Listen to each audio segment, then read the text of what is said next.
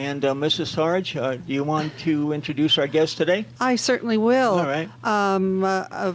About a month ago, I think it was, we had on Roger Varilla with Gold Star Families. He founded the Gold Star Families in northern Nevada, and he has brought with us some of the actual Gold Star families. Roger had lost his son in Afghanistan.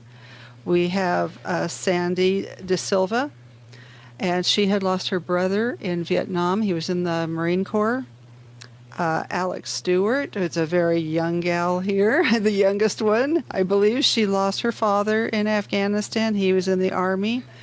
And Gina Flint, she also lost her son in Iraq. And what service was he in? Army. In the Army. So we have a great group here, and Roger graciously had them come with him because we wanted to get their stories and have them tell people kind of what they went through and maybe what can be improved when we have our men and women that are killed in action. And you know something, Mrs. Sarge, is that you never hear about the families.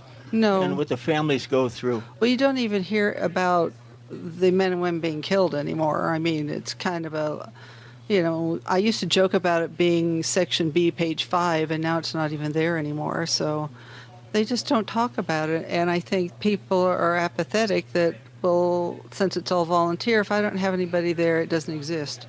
And it's really a shame. It really is. A total shame. So do we want to start with the...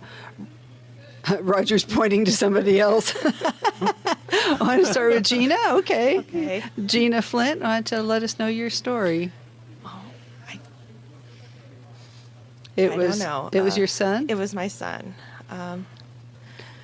Where was he stationed overseas? He was in Iraq. Was he with the regular army? He was. Or was it the National Guard? No, regular army. He was an MP.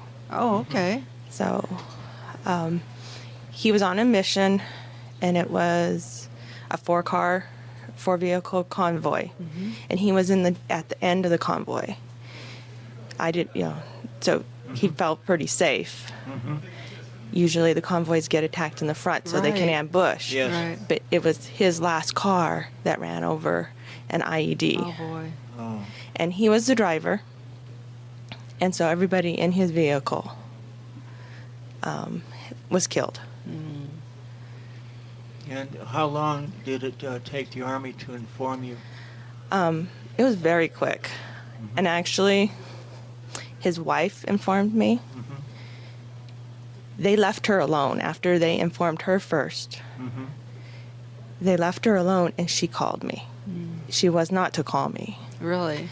They wanted to have their chaplain and their actual Army people, right? Mm-hmm. The casualty officer, right. Mm-hmm. come out to do that. Rather than the family unit? Family, yes. Did she live near you? No, she was living in Alaska. She's also in the Army. Oh, okay. Wow. So. How long had he been in the Army? Just over a year. Was that his first deployment? It was. Oh, he was only out for 3 months. Oh, my goodness. Wow. Now, you said he was in the MPs. That's military police. Military police, yes. We had a gal on last week that was with military police, but with the Army Guard, and they were training the Afghan police department. Was that what your son was doing, or yes. Did he have different duties? He was training. There, he knew that even after the war's over, he would still be there because the MPs were the trainers to train them how to. So they had a transition? Yes. Yeah, she said that she was up in the northern part, and she was telling us that a lot of the Afghan police are the elder tribesmen because they're pretty much tribal over there, and that she said they were trying, but the training wasn't going real well because some of the townspeople resented them. And, did your son ever talk to you about any of that? He didn't. He didn't talk to me about his missions. Okay. But you were able to talk to him through cell phone or Skype? Or? We instant message each other every Monday. And, through Yahoo, you could see when they're on and not on. Uh-huh. So if I saw that he was on, I felt good. Uh-huh. Yeah. Even if it wasn't our time to talk, because I wanted him to spend a lot of time talking to his wife. Oh, great. So I could see when she was on, I could see he was on, and I knew everything was okay. So did he have children? He did. He had a little baby. Oh, His unit left May 12th, right in there. And his baby was due May 25th, or was born May 25th, was due real soon. So he got to stay and be a late deployment with his unit. So he spent 2 weeks with his baby before he left. oh, that was good though. Yeah. Oh, that was really good. He's very brave. That was Yeah. great that he got to be with his wife when the baby was born, though a lot of them aren't. Right. You know, and that's got to be difficult when you know, the wife's at home and all of a sudden you have a son or a daughter. Although now you can see them on Skype or something, but it's not the same No. as holding that baby. You know, there's such a connection when you're holding that baby. So that was good. That was really good. And